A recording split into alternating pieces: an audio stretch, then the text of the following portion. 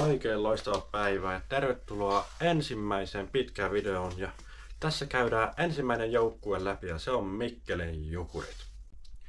Eli kuten juuri äsken sanoin, seuraavaksi käymme Mikkelin Jukurit läpi ja eiköhän aloitetaan viime kausien menestyksestä.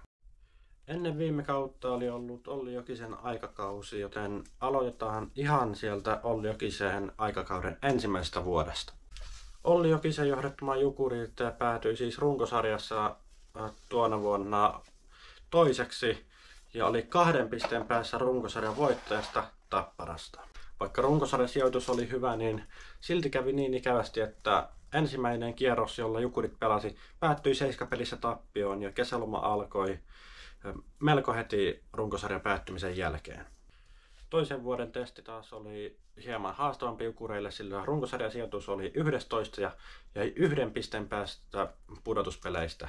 Seuraava kausi on Saipalle tämä sama toisen kauden testi, mutta Saipasta lisää myöhemmin. Kaudella Jukurit jäi juuri pois pudotuspeleistä, mutta 3. kausi oli taas loistava Jukureiden runkosarjan osalta. Runkosarjan sijoitus oli 5 ja joukkue pääsi suoraan puolivälieriin. Puolivälierissä kävi silti taas niin harmillisesti, että heti ensimmäinen kierros, jolla Jukurit pelasi, päättyi tappioon, mutta tällä kertaa voittaja oli Kärpät. Eli Olli Jokisen aikakauden jälkeen oli alkamassa Marko Tuomaisen aikakausi, joka ei mennyt kyllä aivan nappiin minun mielestäni. Eli Jukurit oli koko sarjan viimeinen ja reilulla pisteerolla sekä Marko Tuomaisen tilalle tammikuussa tuli Jonne Virtanen. Jonne Virtasen johdolla kuitenkin Jukurit voitti playoutissa Pelikansia ja säilytti sarjapaikkansa, mutta käydään seuraavaksi läpi lähteneet pelaajat. Eli lähteneisiin pelaajiin kuuluu Lundgren, Nordsäter, Peltomäki, Soini, Vuorela, Dornbach, Appadonato, Berardinelli, Helenius ja Persson. Mielestäni näistä kaikista suurin menetys oli Peter Appadonato. Oli ratkaiseva pelaaja Jukureissa ja teki esimerkiksi playoutin ratkaisumaalin Jukureiden eduksi.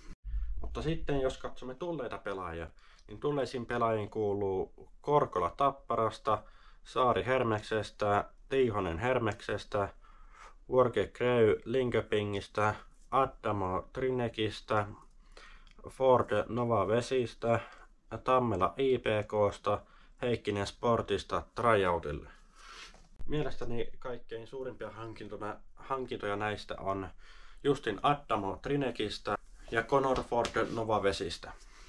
Kumpi rosteri on teidän mielestä parempi, Jukureiden viime kauden rosteri vai tulevan kauden rosteri? Sitten jos katsotaan mitä haasteita Jukureilla voi olla ensi kaudella, niin haasteita ovat, että pelaajabudjetti on paljon pienempi kuin muilla seuroilla. Kärkiseurat saattavat käyttää pelaajiin jopa 5 miljoonaa euroa. Muita haasteita Jukureilla on, että jos ketjukemiat ja pelitapa ei toimi pelaajien välillä, niin peli voi käydä sakkaamaan.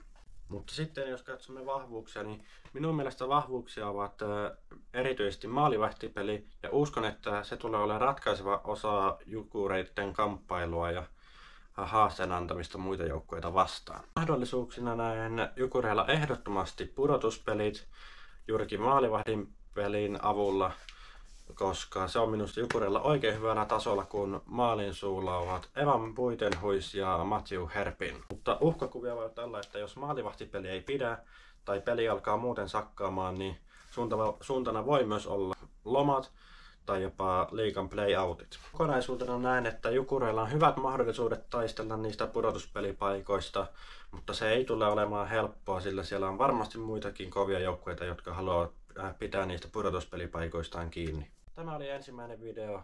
Kiitos kun katsoit tämän videon loppuun asti. Pistä kanava tilaukseen, niin näet tulevatkin videot. Se on moi!